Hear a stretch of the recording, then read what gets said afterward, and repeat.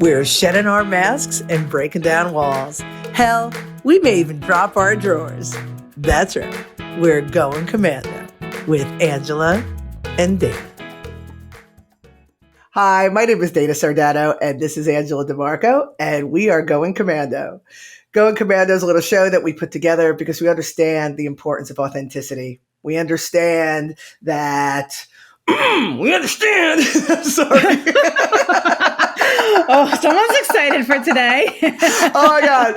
We understand that the problem with the world today is that people are afraid to be who they are, and they're afraid to step into their power and truly embrace what makes them special and what makes them great. Somewhere along the lines, we have learned that it is shameful to embrace our greatness. And we're here to tell you it's not. And we're doing our best to do that ourselves. And hopefully by doing so, we encourage you to do the same. Angela, I don't know what just happened, but... be you. I think this is becoming a common theme, especially talking about chakras. But yeah, a lot of people, we are running into it time and time again. You know, we interact with a lot of people on a daily basis, and you can tell it's so easy to sniff out inauthenticity now. And then it makes me not want to hang out with you. Because I'm like, put down the mask, because I see what's behind the mask. I see the awesome person that's there, the beautiful soul that may be broken or may need a little nurturing and love. Like, it's there. And you guys think, like I'm talking to the ones who have this mask, you think that this mask is a better version of you, but it's not. It's just that it's like a magnifier to what's really inside. And it's not serving you. It's not serving you. And you don't realize this, but you're not truly living the true beauty and fulfillment of life because you're cutting yourself off because of the fear of what lies deep. And we're not telling you this from a place of ivory tower. We're telling you this because we've been there. A place of ivory tower? I'm just like, I'm thinking like ivory tower. I just had a picture of me 10 years ago. There's no ivory tower here. There's no ivory tower. Seriously, like we know what it feels like to live. Like my mask, like Angela's mask was a little bit more like, hey, everything's fine. Mine was like, fuck with me and find out. Like that was my mask. You know what I mean? That was a good one. You know what I mean? And when you met me, I wore that mask. Uh-huh. You know what I mean? Oh, yeah. And people, I could overcome anything. But at the end of the day, we're all human beings and it hurts. And we want to feel it. Whatever. Okay. That was a bit of a tangent. Angela, how was your weekend? So I just wanted to do a little shout out. So last week on Tuesday night, I went to the movie theater because Pearl Jam released their album Dark Matter, and they did this really cool listening party thing. First of all, I told Maddie, okay, I'm going to this theater at this time in case I'm thinking no one's going to be there. I was going to be a dark theater by myself. But when I got there were a lot of people there. And I was telling you, Dana, about it. And first of all, the experience was awesome because they played the whole album in the dark. And you got to just listen to it and experience it and close your eyes. Then they did it with visuals and the lyrics. So you really got immersed into the music. And it was such an awesome way to be introduced to the music. It was so cool. So shout out to all of those guys at Pearl Jam, at the Pearl Jam franchise. But I was saying how I was out by myself, totally cool, totally confident, not going to drag somebody who doesn't like Pearl Jam to this thing. And the theater was packed, and only the people that came together were talking to each other. But there were a lot of people who went by themselves. And it's not like, we're not like the Grateful Dead where you're like, oh my God, you're a Pearl Jam fan. That means we're best friends forever. No, we are Gen X. We are like, cool. We have the same interest. Yeah, that was a pretty cool riff. I'm going to go over here now and enjoy the music in my own little silo. It's really funny. And I've experienced that time and time again with concerts. Now, there are people that sleep out for the GA seats, which is against the rail when you're standing at the concert. Mm-hmm. They sleep out overnight. I have friends that do that. They're insane. You guys aside, because you spend 24 hours together dirty in the street. you guys create your own special thing. But for us normies who just get seats, and it's every time I go, I'm around all 10 club people, and I'm not hey, it's hey, that was cool. Yeah. But we're all tunnel vision in our own little worlds. It's crazy. It's crazy. And you lucky girl, get to experience it. Billy, oh my God. Oh my God. I'm so excited. You know what's funny, Angela? As you're saying this, in decoding the woo-woo, when I introduce energy, frequency, vibration, introduce all that, I talk about concert goers. I'm like, just as an example, I used it. I'm like, if you go to, and I used examples of concerts I've been to. I'm like, I've been to more than this because I'm such the concert goer, but I use these examples. U2, Pink Floyd, Barry Manilow, Dave Matthews, Bon Jovi, right? Each one of these concerts, there's a different type of people. Yeah, they may look different, even different ages or whatever, but there's a different feel.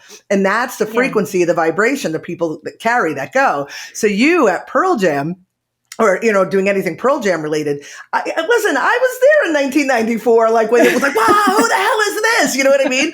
There was a feeling in the grunge feeling in the early to mid 90s. And it was angsty and it was solitary.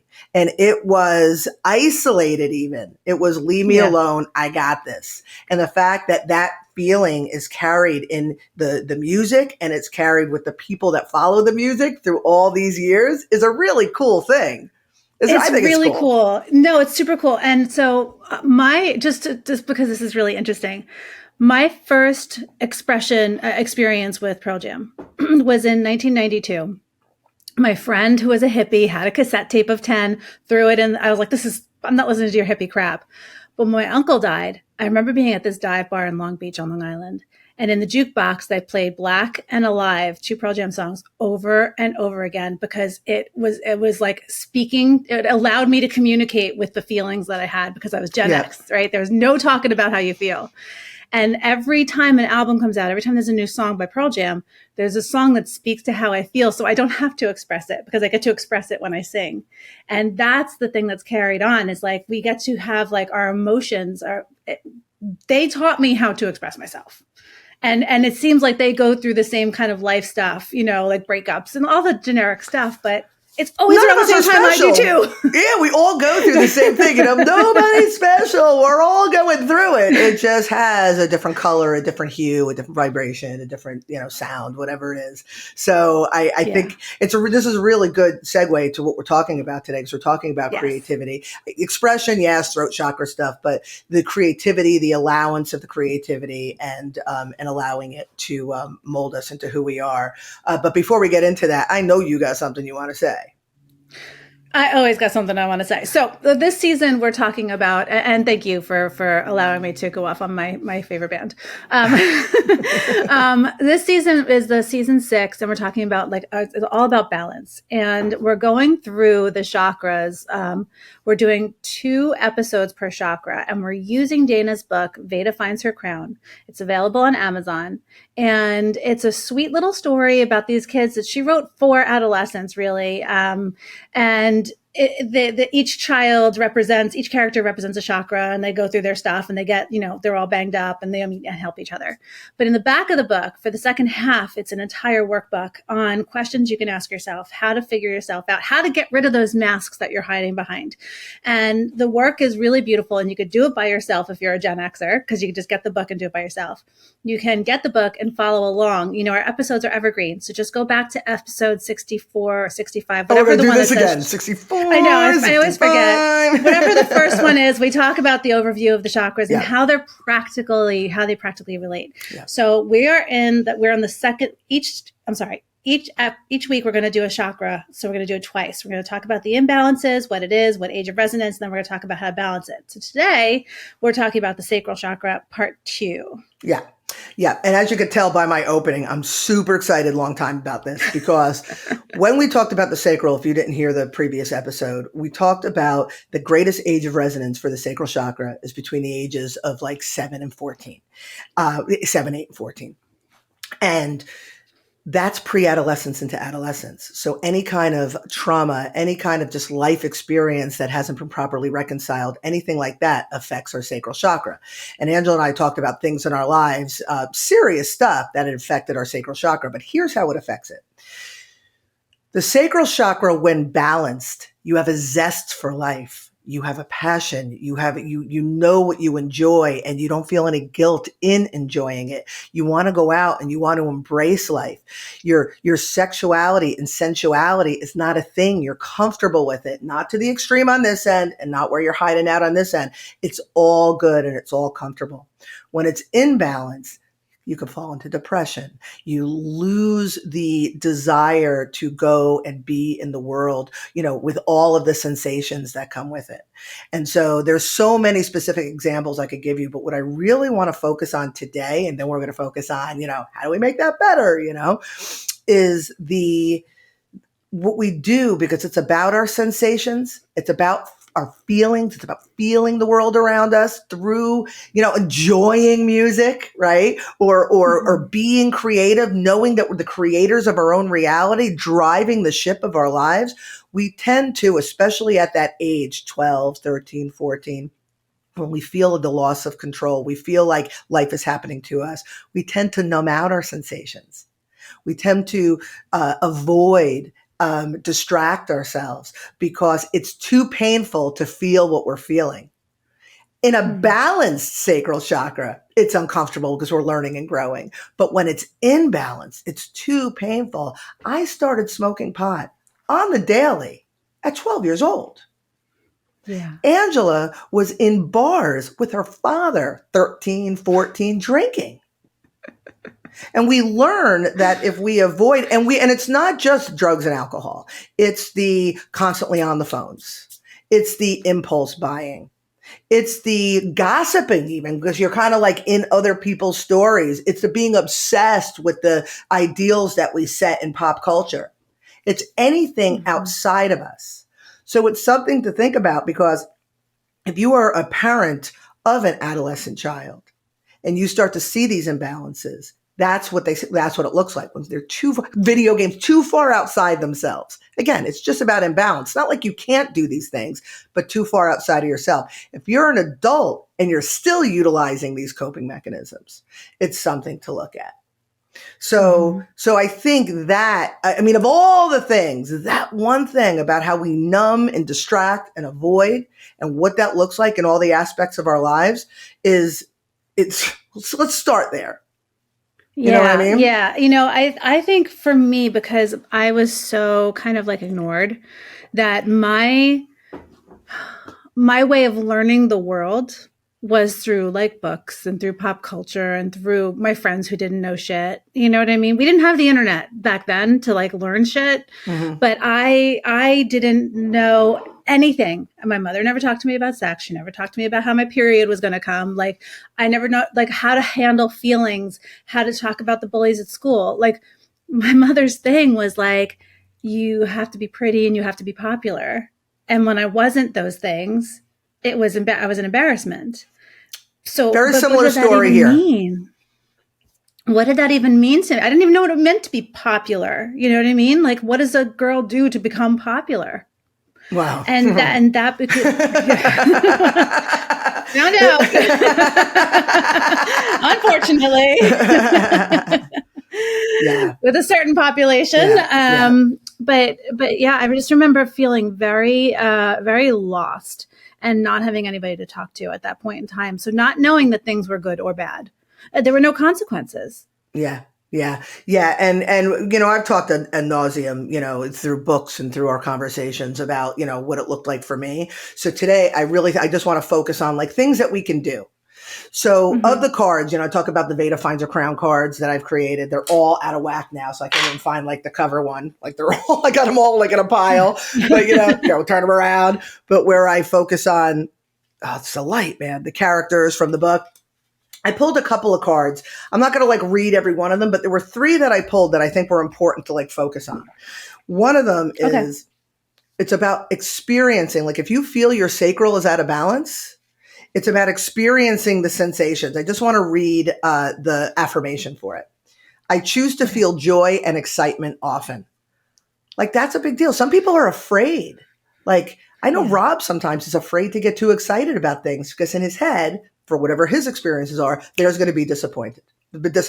Yeah. But the thing is when you're balanced, you learn to handle that disappointment. So you're no longer fearful of it.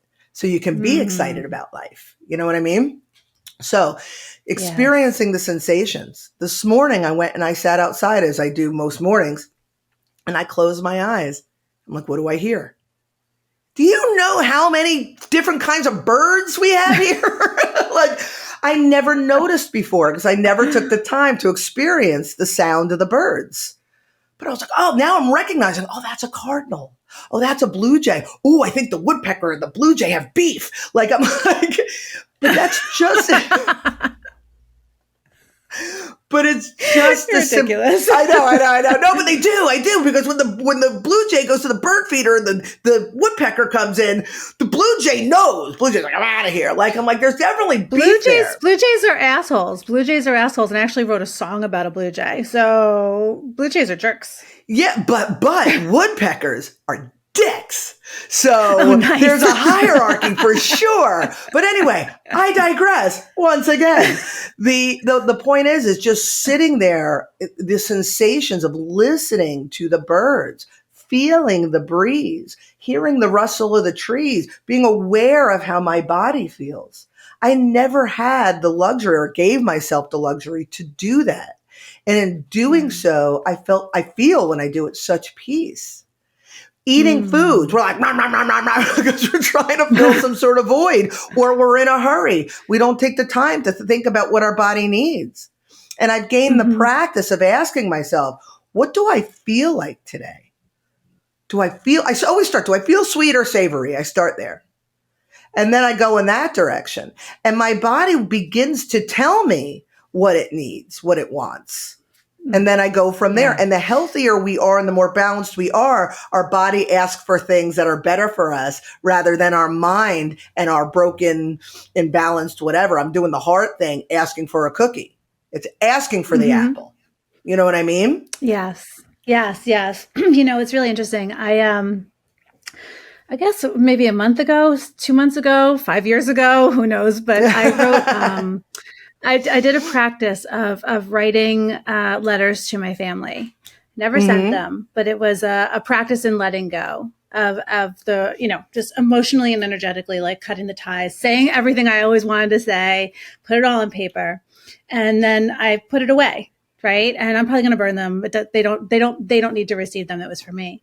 But I'll tell you, my mother always had a giant fear of bugs, so thereby I've had a giant fear of bugs.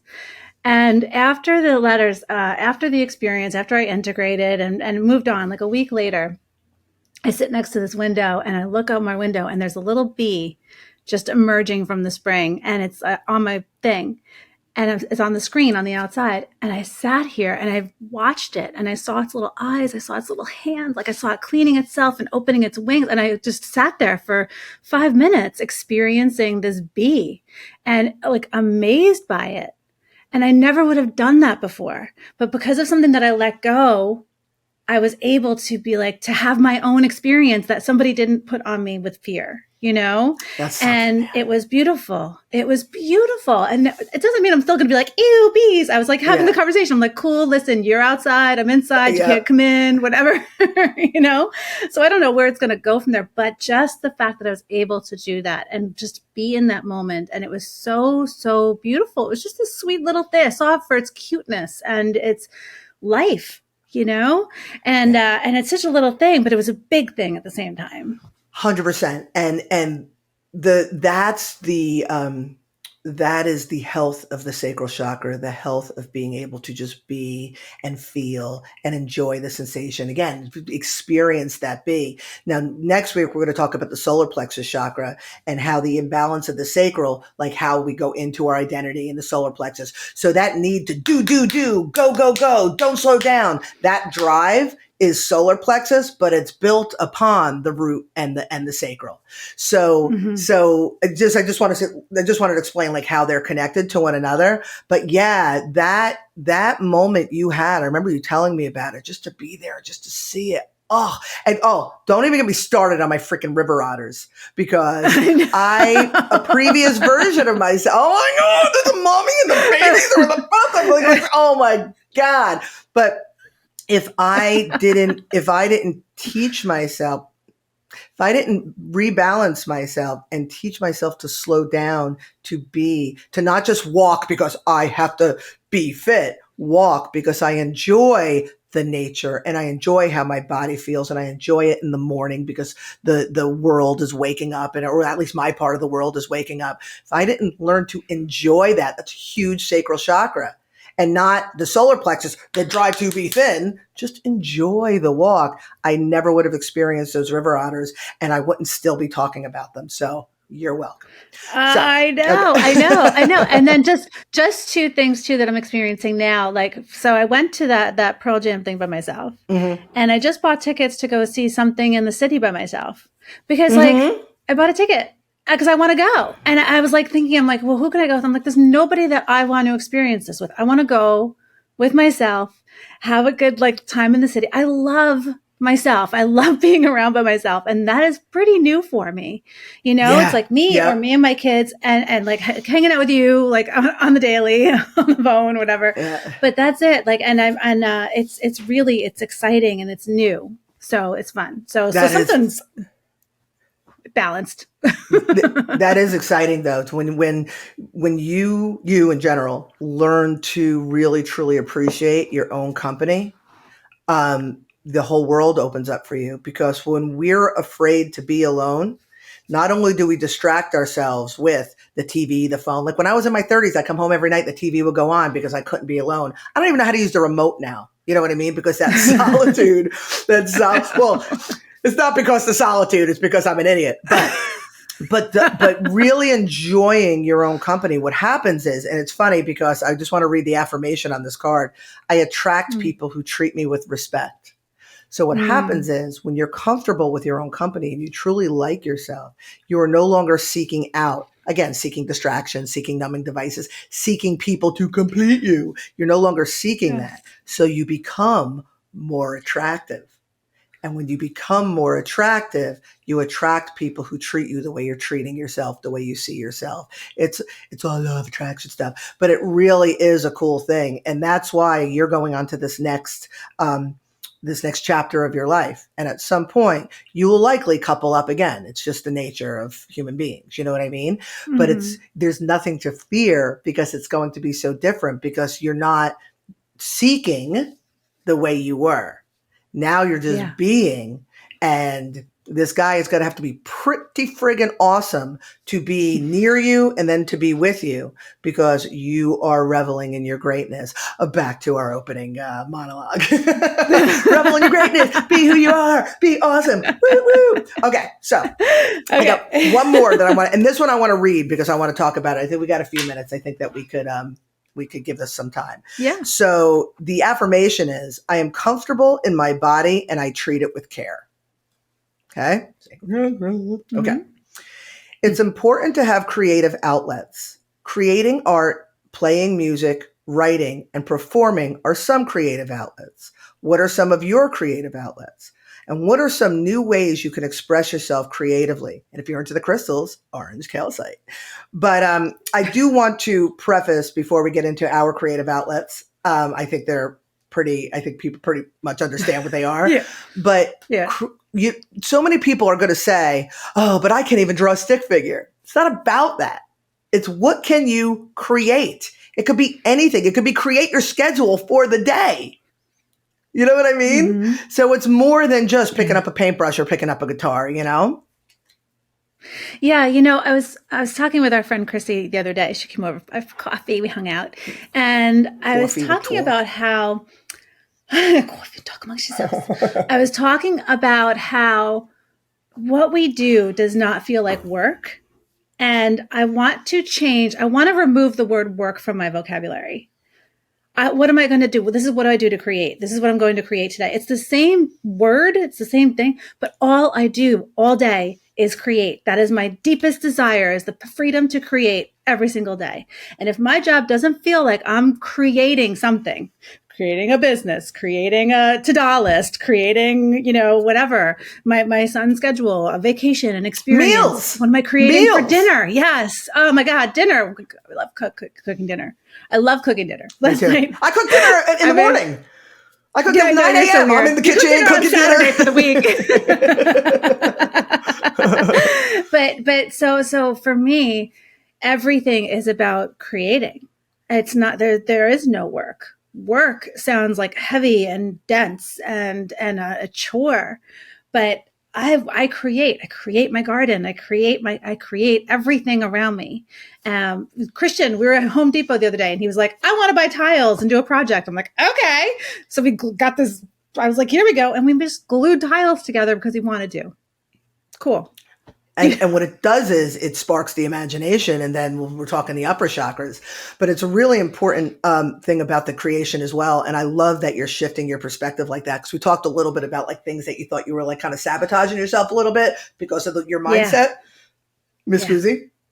But, going commando folks. But, when step one is understanding that we are the creators of our reality. And when the control is taken from us from when we're younger and we feel like we are not, then the building upon that and being creative in a more artistic way, it kind of dissipates. Kids, third, fourth, how like when you were like in the fourth grade or, kids drew people and they would draw the feet like a circle. Like the way you drew, like in like the fourth grade, like the head would be big and it would be a stick figure and you draw like a triangle for a dress. And then like in the fifth grade, that would evolve. And then in the sixth grade, it'll evolve. And if you keep drawing, and this is just one example, you can then be a much better picture creator, artist, right? As you get older. But something happens. We stop creating. Somebody told us our picture was bad or we didn't feel good or somebody didn't support it or whatever it is. And the skill that would have developed if we had continued it would have actually evolved into something. So you take an adult, you play Pictionary and you're like, draw me a person, and they draw stick figures with circles on the bottom for feet. And you're like, oh, you stopped drawing in the fourth grade because somewhere along the line you stopped being creative. Make sense? Totally. Yep. Yeah. Yep. So we, when it's phase one, if we don't believe that we're creators of our reality, then the other levels of creativity that blossom from that get stunted as well. So that's why it's important to go back and to realign ourselves and then take up a hobby. What do you feel like doing? You like to make bird feeders? Make fucking bird feeders. Right? Right. The gardening, that's a whole level of creativity when you started gardening. I know. I got my seeds. I don't know where they're going yet, but they're started. But you're doing it for the joy of doing it. You'll figure out where they go. I'm doing it for the joy of See, so that's a perfect example. You're right, because I'm not going to garden in my garden now because I'm going to be moving soon. But I didn't not grow my seeds despite the fact that I don't know where they're going to be planted yet. You know what I mean? Like I still did it because it brings me joy. Whether I get little pots and I put them on a terrace or I'm putting them in a backyard, I don't know. And it doesn't matter. But I didn't let it stop me. Right. Because let's talk sacral. You did it to exercise your creativity. You did for the enjoyment of doing it.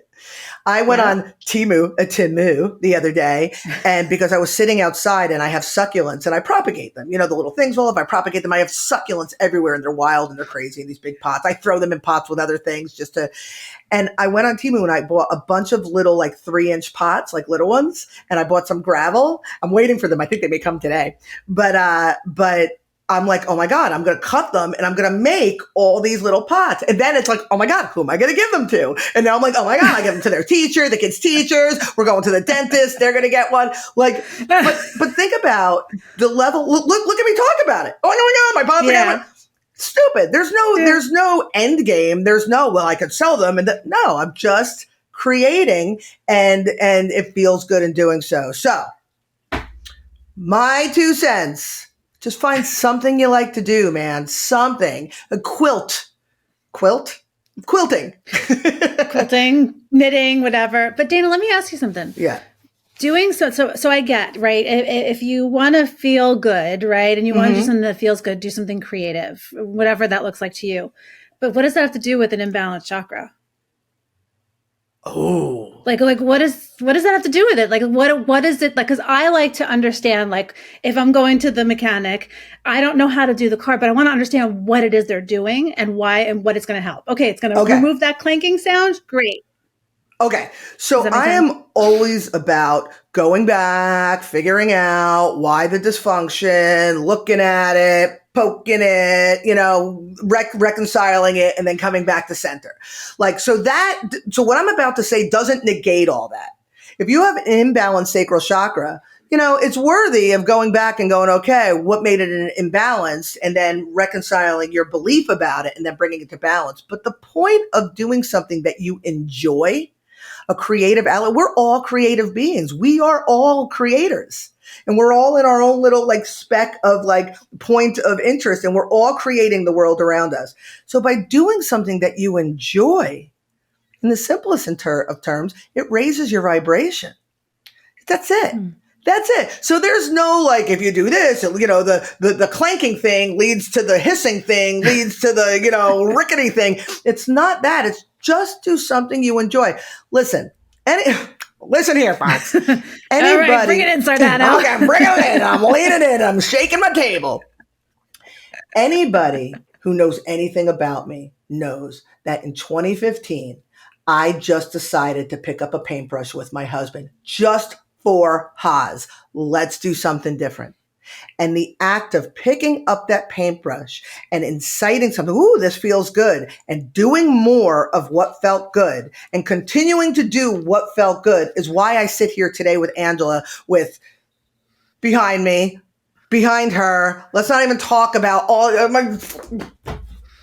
I woke something up. Cards coming out by Bajiji. For those that are listening, Dana just put up her book. She's pointing to all of her billions of paintings that she's painted. Oh my God, I got cards. I got all sorts of... Because all I did was go, ooh, let me try to do something fun, something that feels good, something I like to do, something different. And it awoke something, and I followed that. So really the message is do something you enjoy. And then if it feels good, do more of that. And then if it feels good, do more of that. And then if it doesn't feel good anymore, we'll stop doing that and then find something else that feels good and do that. Yeah. That's you're welcome. Yeah. That's the meaning of life. I was listening to Bashar. Bashar is he's a channel. He comes through with his name Daryl Anka. Daryl Anka is a human, and Bashar is an entity that speaks through him. It's called channeling, whatever. And it's just so brilliant. I understand what he's saying, but the thought one that I heard today is so relevant to what you were saying was that our flow of life, our path is predetermined and guided by our higher selves. And the way our higher selves communicate that, our brains, our human brains are only meant to experience this life. That's the job of the brain. But the higher self knows the path and guides the brain, basically. And the way it tells you what your path is by sparking passion. Whatever you feel for a passion is the path you're supposed to be on. And when you don't listen to that passion, you fall into holes and you fall into traps, and then they pick you up, they dust you off, But whatever you feel passionate about, I felt passionate about being a mom. I never felt passionate about being a wife. I felt passionate about being a mom. That was my thing. I was never but some people do. Some people just want to be in a relationship and that's their passion. I felt passion to start a business. I felt passion to do my creativity. And as long as I follow my passion, my life is freaking beautiful. Freaking beautiful. So follow your passion. There you go. Oh, book plug. Talk a little bit about that in Dakota the Woo Woo. Check it out at a store near you. But my books happen to be out because I'm recording them, so that's why they're here. This. I'm hey, check it out. So that was awesome. That was awesome, Angela, and so on point. So on point. I couldn't say it any better because it's exactly it. There's a plan. And if it feels good, it means we're following the plan. And if it doesn't feel good, we're not. So then do what feels good. Right. Yeah. Right. Yeah. Right. Yeah. And so, if it's blocking you, if something's blocking you from doing your passion, if something or someone or some situation is blocking you, it's time to look at that situation.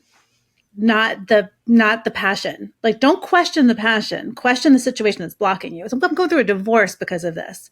And it's a good thing. And I'm not mad. I'm not sad because it was blocking me from my passion. Yes. Yes. And question, something in my eye coming on to you. Question your belief about it. That's the big one. Because if you stayed, if you put aside your passion to stay, then your belief is, I must sacrifice myself because I made an agreement or a commitment. I must sacrifice my passion. So you ask yourself, what is your belief about your passion? If you truly believe that you should, I hate the word should, if you truly believe that you are here to learn, to grow, and to feel joy and love while doing so, if that is truly your belief, then anything that gets in the way needs to be looked at.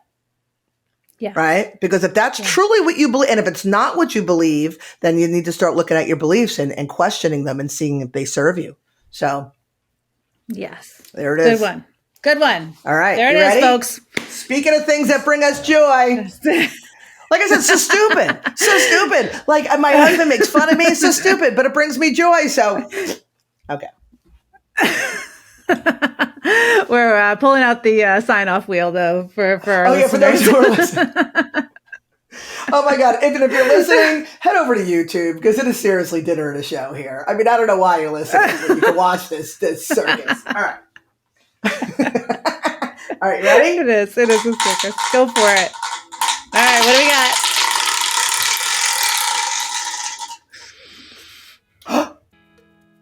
Oh, okay. So I'd like to thank all of our listeners for making this show possible, and 10-pound baby Jesus. Thank you, my Jesus. You're the best. You're the best. Dana, who else do we have to thank? Oh my goodness. Oh my goodness. I would like to thank the sheep and the shepherds that helped deliver that 10-pound baby Jesus. When did the little 5-pound baby Jesus become 10 pounds? That's a baby. So I would like to thank the miracles of modern science for allowing us to deliver 10 pounds of baby Jesus. So thank you. Thank you all. And North Star for guiding those shepherds over the baby Jesus. You're a star, baby. My God. And thank you, wise men, frankincense, myrrh, gold. How did you know? Thank you. How did this award show become about Christmas? I don't know. Thank you, Jesus. Thank you, everybody. Thank you for watching. Thank you for indulging us.